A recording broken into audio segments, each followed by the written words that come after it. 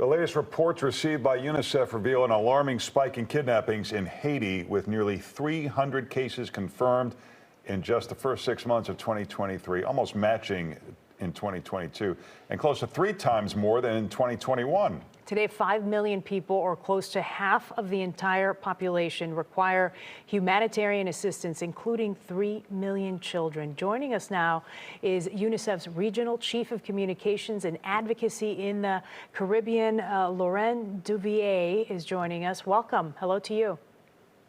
Thanks for the invitation. Okay, so let's talk about what may be behind some of the kidnappings that we've been reporting on lately. What's leading to most of it?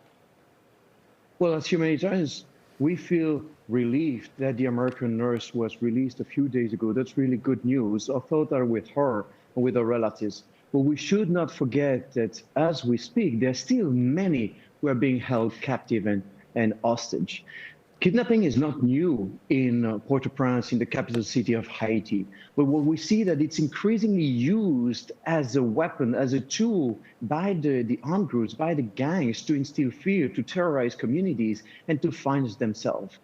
Women and girls and boys are being used as bargaining chips, and that's totally unacceptable. And is the government getting any outside help to deal with this problem that they can't seem to deal with themselves? Well, the children and the women need extra protection and security. That's for sure. And they need further assistance. It's quite clear. What we see on the ground is that the security situation has been seriously deteriorating, and the spike in kidnappings and abduction is an indication of that.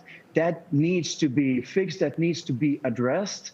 It is not impossible for us as humanitarians to operate. It's tough, it's insecure, it's difficult, but UNICEF is one of the few humanitarian agencies with the capacity and the expertise to operate in such insecure environment. But I can tell you that I was there 2 weeks ago, and you can see in the eyes of the people fear, both foreigners and local.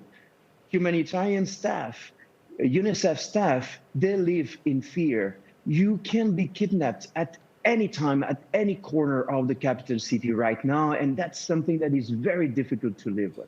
Yeah, and, you know, so many of these areas, and we talk about Port-au-Prince in Haiti, but, you know, not too far away, you've got Dominican Republic and some heavy tourist destinations.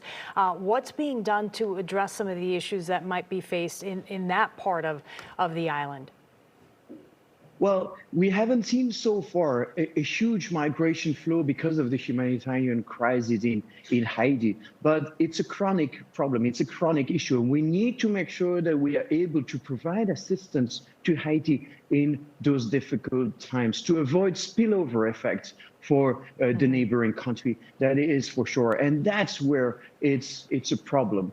We lack financial resources. We know what to do. We know how to do.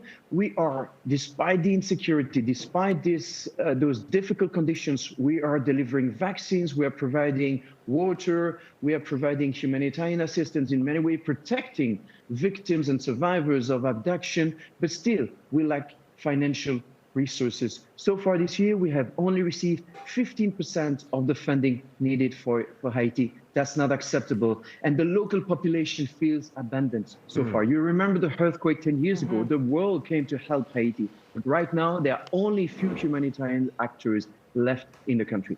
Well, for more information on how you can help those in Haiti, you can check out the links on your screen. Lauren, thank you for joining us this morning. My pleasure. Let's take a look at some of the other stories making news this morning. 2 days after police